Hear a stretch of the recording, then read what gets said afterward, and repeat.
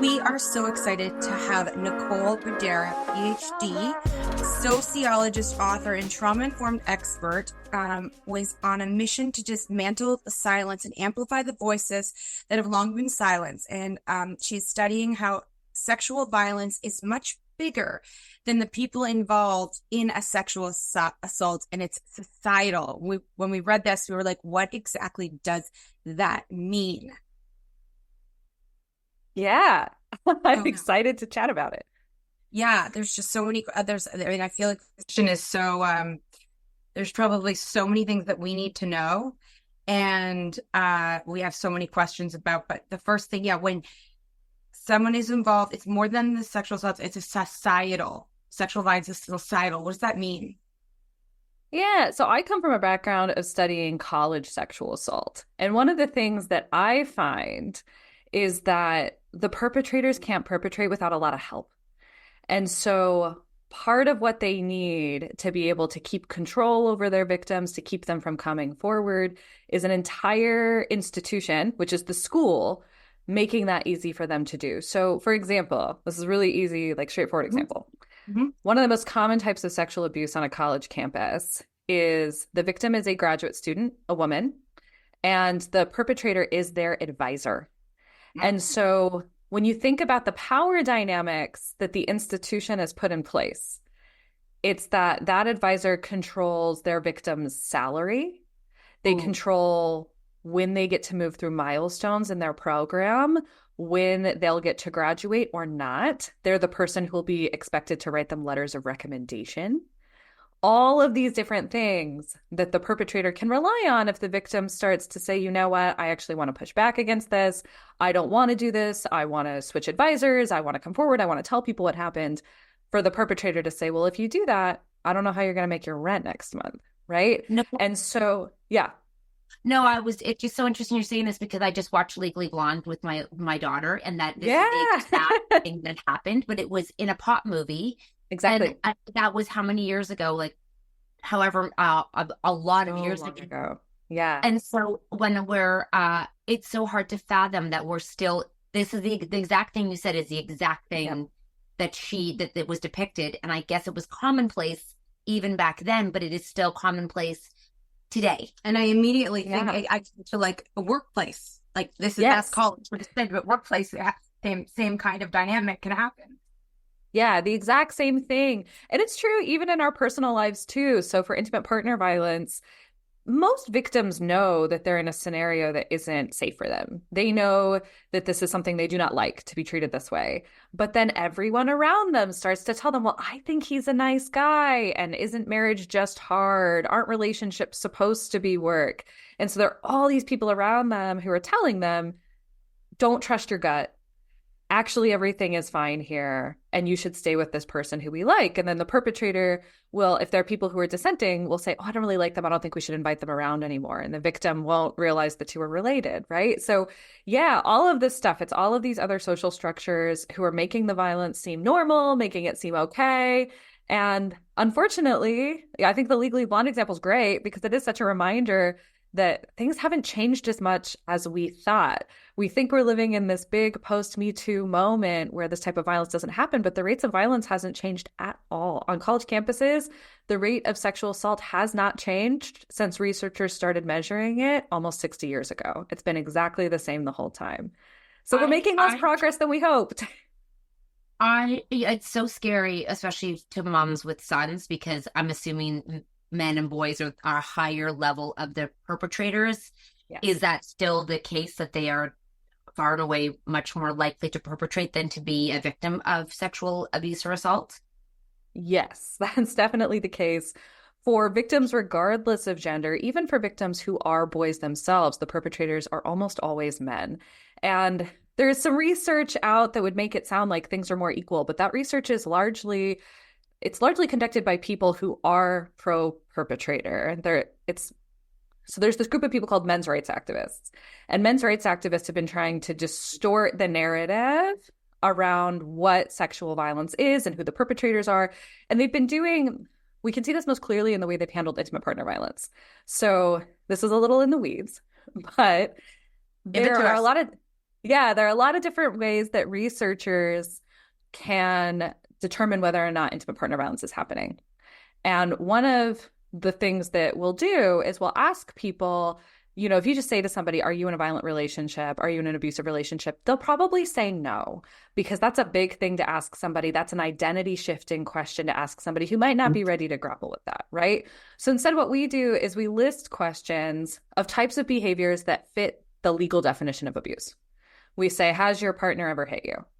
And so what we found is that in a lot of these studies, if that's all you do, you just say, has this happened to you, yes or no? It looks like women and men perpetrate intimate partner violence at the same rate. But if you add one more question and you say, what was the context of that violence? How did that happen? What we find is that men are overwhelmingly the perpetrators, and that when women use violence in relationships, they are overwhelmingly defending themselves against a violent attack. So there's been a lot of misinformation that makes it sound like this stuff is sort of even across the board. It's just not. We're really talking about men primarily as perpetrators, and everyone else, including men, likely to be victims to that violence. In terms of like sexual violence, is it called sexual violence, sexual abuse, sexual what is it usually defined? What is it usually like? What's the definition that we should be define, or is it all different? Sexual assault, sexual abuse. That which one do we define when it's someone like on college campus? I like to use sexual violence, but I use it as an umbrella term because we know that all of these different types of violence, they have the same traumatic impact on victims, whether it's sexual harassment, whether it's being discriminated against, whether it's a sexual assault or a rape, it doesn't really matter. All of these things affect victims, and their education's the exact same. So I use sexual violence for all of it. And then the reason I asked that was because I think what we're seeing now is I posed this question to Nat recently where I said, there's a lot of charges coming back up to like youth hockey players who are getting charged for acts of sexual violence. And I said to her, I was like, how do the boys or men, how do they not know what they're doing is wrong, or do they know, or are we not teaching them, or are there this many inherently evil people that justify what they're doing? What are we missing here? I think the biggest question is. And then also we were saying, from the perspective of those boys' moms, because we have sons, like, how did those boys get there? Like, and I know that there's so much that's what we're talking about is a societal thing, but why would we would said them? No one said stop. No one said stop. And were their mothers shocked? Like, would we be shocked? Would be like, oh my gosh, like my son. So how did these boys get here? Yeah, these are the big questions. So there's a lot I want to unpack. The first thing is there's sort of this assumption that when men commit acts of sexual violence, or boys in particular, and teen boys commit acts of sexual violence, that they just don't know what they're doing, that it was a misunderstanding and they just don't understand consent. But researchers have known for a really long time that's not quite true. That actually boys are really good at understanding consent. They can repeat the definition back to you in studies. When you give them example scenarios of what may or may not be consensual, they're pretty good at telling those things apart. They know what a no is. They know how to sense it. The real issue is that they just don't think that anything will happen if they ignore that knowledge, if they pretend that they don't know. And so the answer of, are they shocked? Do they think that they didn't do anything wrong? In my research, I've interviewed a lot of perpetrators at this point, and the first question I ask them is, when you found out you were accused, did you know what this was about? And I've never had anybody say no. Everybody has always said, yeah, this is it. And when they tell the story of the sexual assaults, they tell them as sexual assaults. The stories are much closer together than people think. People accept, because what we see in the media, right, is the people saying, I categorically reject that happened. There is no way that was a sexual assault. But in my interviews, which again, remember the men I'm interviewing, it's in a research context. So they're getting confidentiality. I'm not allowed to report these things to the police. And I actually get special protections for my research. So if someone does disclose committing a crime, my notes can't be subpoenaed as evidence. And so in that setting, they can be a lot more open than they might be in other places. And so when they tell me the stories of sexual abuse, they'll say things like, yeah, at the beginning of the night, I did promise her we wouldn't have sex. That's true. I did say that. but then they'll come up with reasons why their behavior is not as bad as they would want it to be cast, right? So a common phrase that comes up in my research is perpetrators saying things like, it wasn't rape, it was just non-consensual. So if we think about what that means they know that they violated someone's consent, but they just don't think it's an egregious enough case that they would deserve to be punished in a society that we know doesn't really hold people accountable for committing acts of sexual assault. So when it gets to the parents and how the parents react, we have some information about that too. There's this article that was in the New York Times. It was actually a week after Me Too went viral. I cite it all the time because it's just a perfect example of this. Their parents tend to take their side and jump to their defense, regardless of whether or not they think they've done something wrong. So in this article, the reporter asked the mothers, and a little bit of context here I think is important. In the United States, we're having this big conversation right now about Title IX and gender equality on college campuses and how we should handle sexual assault on college campuses. And there's this presumption that it's been victims versus perpetrators on the two sides, right? The two sides that are talking to the government, you have victims, you have perpetrators. Perpetrators and men who are afraid of being accused. That's not true. It's actually been victims versus the mothers of men accused of sexual violence. Those are the people who've been lobbying our state legislators, our presidential administrations, because when they were profiled in this New York Times article, what they had said when asked the question of, did you know that your son committed an act of violence? Do you think he was falsely accused? They said, and I quote, I don't think he was falsely accused, but I think he was wrongly accused. In my day, we wouldn't call this sexual assault. We would say, I was stupid and I got embarrassed. And so the main way that the parents seem to respond is by finding a way to blame the victim and say, she was drinking too much. She was dressed in a way that was too enticing. My son couldn't resist himself. And that's one of the things that as parents, we would have a lot of capacity to change. And that's one of the things that when I say that sexual violence is societal, it actually gives me a lot of hope because we can't control the individual behaviors of individual men, right? That's their choice. That's their decision. There's only so much we can do. But we can say things like, you know, when I'm parenting and I find out that my son has done something, I'm going to trust that false allegations almost never happen. They're extremely rare. When false allegations happen, they follow really specific patterns, including they don't typically name a perpetrator. And so if a perpetrator is named, you can trust that something did happen most of the time, the vast majority of the time. Why are all these men like being violent? Yeah, that's a great question. The honest answer is that it benefits them to be violent. That the primary reason why teen boys in particular commit acts of sexual violence is to bond with other boys. So the example you're talking about with the 6 hockey players, right? It sounds to me like was it a gang rape? Is that right? No, so this is what I think I think like the next thing we'll do is like define, I think, what it looks like, because I think this is where people begin to rationalize what the situation is. And I mean, I had the case has been not open, like I haven't seen it all, but the victim and one of them went back to his hotel room, and then in the midst of it, he texted the other ones to come up without her knowing.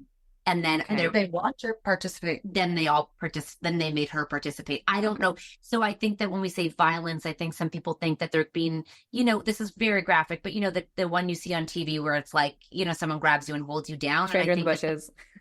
I think that's confusing for people to actually understand like consent, because if someone isn't like, no, not like, you know, screaming and pushing them off, I don't know if we're maybe as a good job not teaching our kids what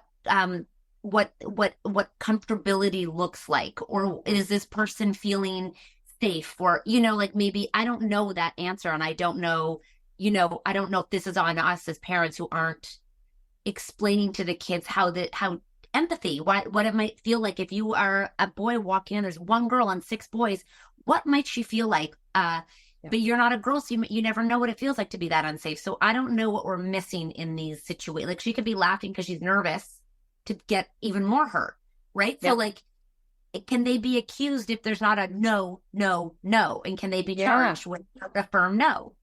Yeah, this is the category of the thing that if I were in an interview, what I would expect to hear from any of the boys present would be, that wasn't rape, that was just non-consensual.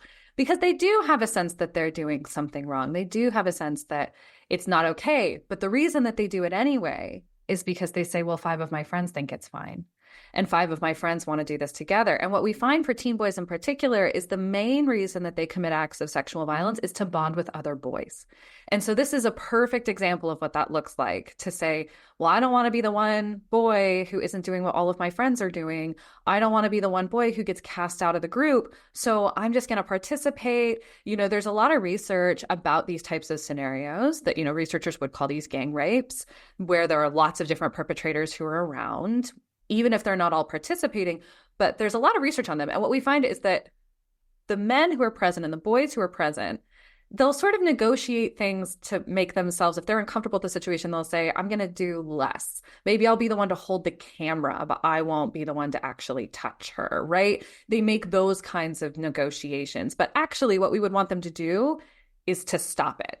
Is to say, this isn't right. This isn't right. And if they don't have the power to stop it within their friend group, if everybody's going to be like, we're not going to listen to him, then they need to walk away and they need to get help. And that's the place where they're really stuck. And so actually, I think one of the main things we need to do when we're trying to get boys to not engage in this violent behavior is teach them other ways to make friends, is to teach them other ways to have meaningful relationships that aren't based in putting other people down. Because that's the other thing we find is not all boys are at risk of this kind of committing this kind of violence. We find that the perpetrators are grouped together. So on a college campus, you're going to find a greater concentration of perpetrators. And this is across society too, but anywhere that's male dominated and competitive. So on a college campus, about half of male athletes commit a sexual assault before they graduate, regardless of sport. So it's very high. And same thing in the fraternity system, which is a big deal in the US. But we have the fraternity system, and we find that even within the fraternity system, the perpetrators, it's about 1 in 3 will commit an act of sexual assault, and they tend to be in the same fraternities as each other, and they tend to be the sort of popular, cool, high-ranking fraternities that have the most money, that have the biggest parties, and there the perpetration rates are essentially, it's ubiquitous. It's pretty much everybody is committing acts of sexual violence. But if you look at the uncool fraternity, it's nobody. There's no sexual assault happening at all.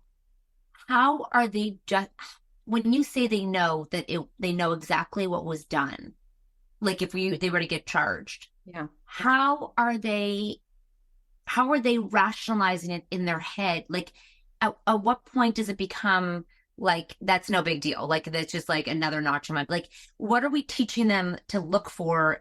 What, like, is it full consent? Like, look at their body language, look at their conversation. Are they like, there's a checklist now that has to happen, right? Like, yeah. At what point can someone come back and say, I didn't want that. Like, I didn't want that to happen, and it did, even though you never coerced me, you never pinned me down. But you know what I mean? Like on both sides, as mom, how are we teaching our boys to really be aware when they don't have to actually say no? And I'm not making excuses for the boys, just trying to understand what lessons to learn. If no doesn't have to happen, and you maybe are an only boy in your house and you don't have sisters and stuff, like, is it a vibe? Is it a feeling? Is it like a written consent they need to get?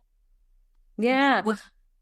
The best answer, before the book that I have coming out now, I used to do research on how men manage consent, how young men, so between the ages of 18 and 26, negotiate consent in their sexual encounters. And I asked them in the context of hookups and relationships, and I asked them about the consent training that they received on their college campuses, and did it make an impact? And there was one man who his answer was so good that it's the one I'm going to use. And the way that he said he got consent is that he just gave power to his sexual partners. That he would say, if I want to figure out if they're into this, if I was the one who initiated the kiss, I'm going to pull back and see if they come to kiss me back. And if they don't, then maybe they don't want to keep going. And it's so simple. It's so right that the entire thing is just about sharing that power, because sexual violence is an act of power, right? That's exactly where it comes from. It's a crime of power. And so if you don't hold all the power, then it's impossible to sexually assault someone. And so saying, I want you to be able to lead a little bit, and it doesn't even have to be verbal. The example that he gave of, I'm just going to pull back and see if she keeps kissing me, does she come forward and initiate something herself? That's it. That's as simple as it needs to be. Yeah, that's a good example. Yeah, because sometimes verbal, I can only imagine like how awkward that would be to have to like say that, and she has to say that. Comes out there. I have spoken to someone who the boy did ask for consent, and she felt awkward saying no, so she just said yes, because it felt awkward to say no, and she's like, I'm like, I don't know, I guess no. Like you're in the moment, and then you're like, no, So I think that's something also really powerful to hear. Your example is so good, because in that moment, rather than being like, are you okay with this? Just stop, and then you can see if they're okay with it, rather than asking like, can we do this now? So on that note, with our daughters, how do we teach them skills to put in the boundaries so that they're clear to when they're in a situation? Yeah, it's really tricky. It's really tricky because all of the issues that you're talking about are still at play, right? And so it's really difficult when there's a power dynamic, when someone feels uncomfortable, to be able to assess something. And I find in my research that when victims felt like, oh, I can't say anything because I don't feel comfortable, it's often because there was a threat of violence. And so in that scenario, we can teach girls all of the clear communication of boundaries that we want. But if you get that gut instinct of, if I fight back, this might get more violent, there isn't much to be done, right? So that's one thing to recognize. And I just think that's a really important thing that we teach our girls from the beginning, is that we say, if this happens to you, we're not going to be interrogating your behavior. We're not going to be saying, what can you do better next time? We're just going to recognize that sometimes things are out of your control. It's not your fault.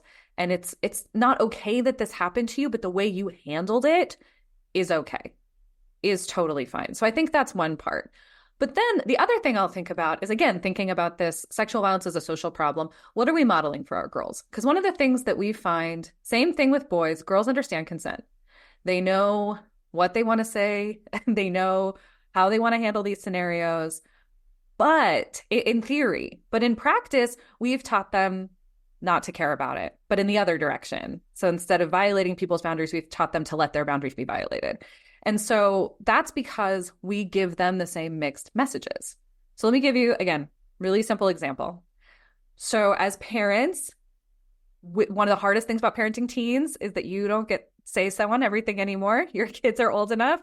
They're becoming more autonomous. They're more capable of doing things, and they're going to push back. And that's something that a lot of parents really struggle with teens. They say, wow, the teen years, you're arguing all the time. This is so frustrating. This is so exhausting.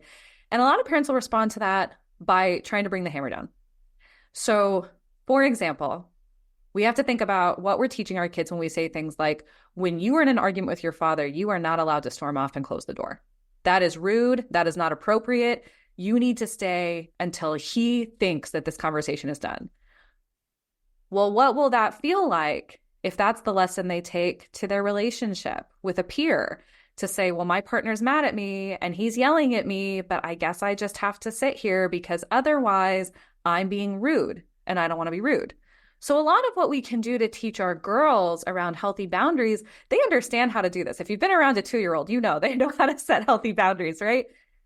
The part that is tricky is that they're used to adults violating their boundaries. And the lessons that they learn in the home then go with them to their next home, which is going to be their intimate relationships.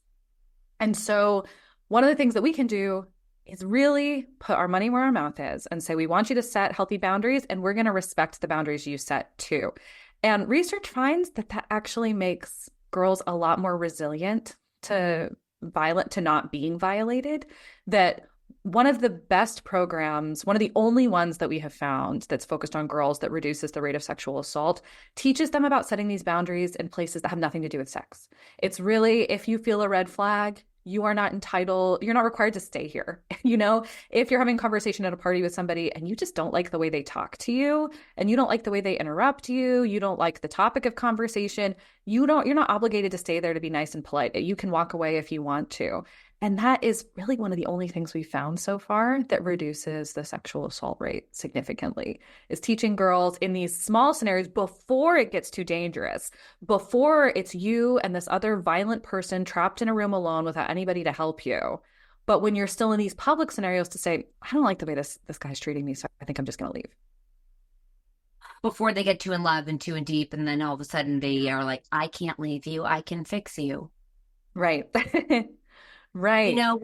I think that there's so much to digest, because when you were saying that, when even the alleged assault that came up for the hockey, there were so many people who were like, well, people don't want it to be what it is, because I think we all negotiate behaviors based on what is in our current circumstance, and it's so hard to think. We all want to know why or what, or because we want to know how we get to that point. Like, how do we, I know you touched on like the pack mentality, and how do you what's the words we can say to the kid or the boy who's in the competitive sports, who's going to go onto the fraternity, who's in this environment, the power to, what's the checklist? Is there a checklist you can walk in with and then be like, not okay? Is it like, if there's more than 3, or like, what, are there any hard no's, like don'ts that we can be like, hey, this is something we need to watch for? Yeah, I think in general, there is some value in teaching people what violence is and what it looks like, and calling it what it is, right? So to say, from the outside, we can look at these scenarios and say, how could anybody end up in them? Because it's so obvious that this is not okay. But for a lot of people, we kind of got at this before, but the main version of sexual violence that's depicted in the media is a stranger in the bushes, jumping out, kidnapping somebody.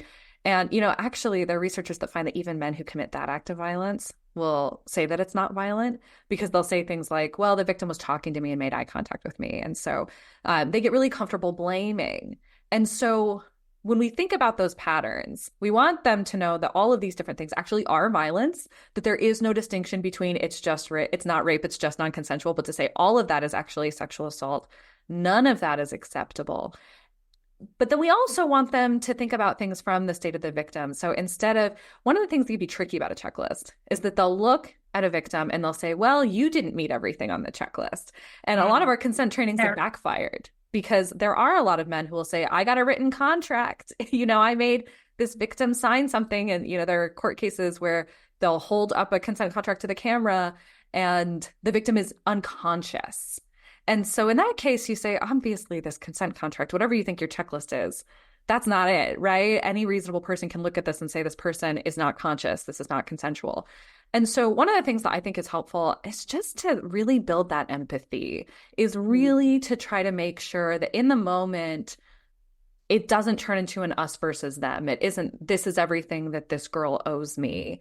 But instead, it's really valuing girls and women as equal to boys and men. And so when I think about this from the perspective of, the student that you're describing, which is they're on the football team or the basketball team or whatever it might be, it's that environment where they're at risk of being in these scenarios. That might happen to them.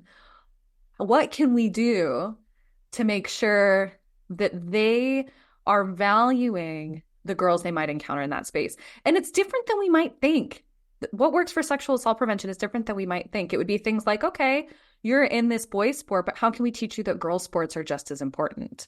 How can we make you a fan of women's basketball? Can we enroll you in a co-ed rec league so that you can spend time around girls as athletes and coming to see them as capable and valuable? And researchers find that those kinds of moments actually go a lot farther than something like a checklist. And in some ways, for me, I find it optimistic, and it kind of takes a little bit of the pressure off of, well, if we just teach our sons sort of holistically and we give them these good experiences that can make them more resilient, I think is important. But I think the other thing that we have to do is make it really easy for our boys when they are in scenarios where they feel uncomfortable to feel like they can come to us and that they can get information from us about how to handle it, that they don't feel like they're really stuck in everything. And I think sometimes as parents, we close off that opportunity in ways that we wouldn't even realize, right? And so, for example, I'm thinking about in the sports example that for a lot of kids, if they've been playing, lacrosse ever since they were 12 years old, and this is the thing that's supposed to get them into a competitive college, and now they're not really comfortable with how the other boys on the team are behaving, how might a parent react to that, especially if they don't say, oh, the reason I want to quit lacrosse is because the other boys are sexually violent. They might say, I just don't like this anymore, and I don't want to do this anymore. And so then is the parent going to say, what about your scholarships? What about getting into college? What about everything you've done? That's, I think, one of the trickiest things about communicating with kids and teens in particular around sexual violence is they don't give us the whole story. They don't want to get their friends in trouble. They're used to adults taking that information and running with it in ways that they can't predict, that they're not sure what will happen. And so they keep things pretty close to the chest. And so we have to be open to the possibility that we're having conversations about sexual violence with our kids all the time, even when we don't realize that that's the conversation. It really might be something as simple as, I want to quit this team. I don't really like the boys there anymore. And so saying, yeah, I think that's a good decision. We will find another activity for you that's the right fit. There are an abundance of options. That can help a lot. Because it is true, I really don't think, and most researchers don't think that sexual violence is perpetrated by boys that are just bad to the bone. There's nothing redeemable in them. We actually find that it has everything to do with the environment they're in. That a lot of the men who perpetrate sexual assault in college will never perpetrate again once they have a different friend group. And so if we want to make boys resilient and keep them from committing these acts of violence, things like listening to them when they say they don't like their friend group, or noticing some of the red flags in their friend group and saying, I don't know that these are the right people for you to be around, and let's have that conversation together, that goes the farthest. This may not be in your wheelhouse, but when we see them depicting or sharing images of girls, maybe like from TikTok or OnlyFans, are those times to have the conversation? Because there's an element of sexualizing girls always, and girls, I guess, freedomly sexually being online. Is that a problem? If we are look at what he's doing, that, are we demystifying that, shutting that down, or what are we doing with those? Or does that not go hand in hand? No, I think it does. I think that's a really good example of a time to have a conversation with a son, to say, a lot of people wouldn't be comfortable with the sharing of these images. And yes, in the case of someone who's putting them online to be shared, that's a decision that they've made. But to say, it's really better that, I'm thinking about this even from just a justice perspective of, if this is an image that they paid for off of OnlyFans or something, to say, everybody who's accessing this image should also be paying for it, because that was the deal, right? That was the deal. Yeah, if she's sharing with you, it's for you. It's not for you to share. It's for her to share. Exactly. And that's a lesson that goes much broader than that, to say there are terms of how these images are shared. And we think about it a lot in the context of a relationship, where maybe someone you're in a relationship with is comfortable with sharing those images and you're comfortable sharing them back. And that's totally fine, as long as it stays in that context. If the relationship ends, they all need to be deleted, and you shouldn't be sharing them with anybody else. And I think that we often make exceptions when it's something like a sex worker, and we say, oh, well, they put it online, but it is true that they expected to be paid for those images, and that it's a violation of the contract to not be paying for them. So I think that's a really great time to bring it up, to say, this is not a good idea. And it's also true that group sexualization, that's an example of that bonding over the objectification of women, right? To say, I would really like for you and your friends to be able to bond over something else. It concerns me that the way that you're bonding is over these images, especially because it seems it almost always comes at the expense of having the real conversations about sex and sexuality that boys are so eager to have. When I was interviewing young college men about their experiences of seeking consent, the types of questions they would ask me afterwards of just, am I normal? How do other boys handle this? Is this something that's okay? I have this specific question about sex and no one in my life has been able to answer it for me. We really do, big change in our norms for boys to be able to have those conversations with each other about sex and sexuality in a vulnerable way, but it's something that girls do, and it's really important for girls. And it would be nice if boys could do that instead of saying, look at this image, isn't this girl so hot? To instead say, I really don't understand what I'm doing, and I'm a little bit nervous and I'm a little bit anxious, and can somebody talk to me about this? I think that that is something we should really model for our boys too, to say, if you want to talk about sex with your friends, that's great, but can we do it in a way that isn't about objectifying women? Can we do it in a way that actually is a little bit vulnerable? Mm-hmm. When is your book out? October 8th. October 8th. On the Wrong Side, How Universities Protect Perpetrators and Betray Survivors of Sexual Violence.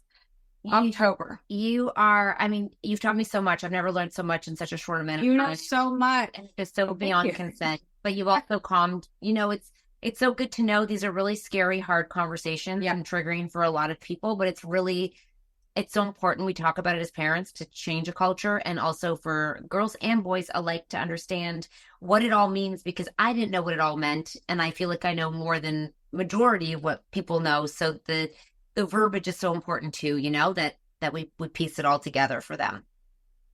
Yeah, I think these conversations are really intimidating to teens, to parents, but actually one thing that I want to make sure that we cover before we separate is that the vast majority of boys are not committing acts of sexual violence. Okay. And that, as much as we stress out about this, we actually have a lot of models for doing this well. So on college campuses, the rate of sexual violence perpetration among men is 11.8%, which is pretty high. It's about 1 in 10 are committing a sexual assault before they graduate. But if we think about that statistic, the reverse, that means 88% of men are not.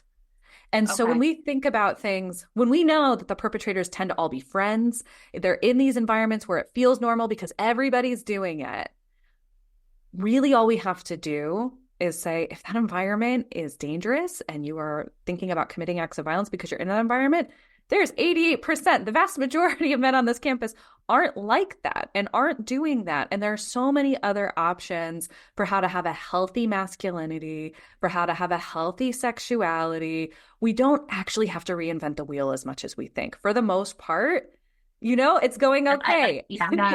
No, it's really nice. It's calming to hear, it is nice to hear, but it is also important to know that it doesn't just happen, and conversations have to happen. Like, let's not just be like, oh, it'll be fine. Cross your fingers. Yeah, no, I think it has to be part of the conversation, just like how you cross the street when you first learn to walk out by yourself. It's all of these things we have to launch. We appreciate this conversation so much and your time.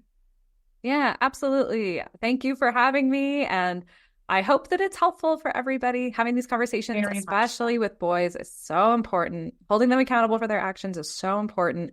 And that's really all it takes. We're going to link everything. And you guys, when can you pre-order? Now.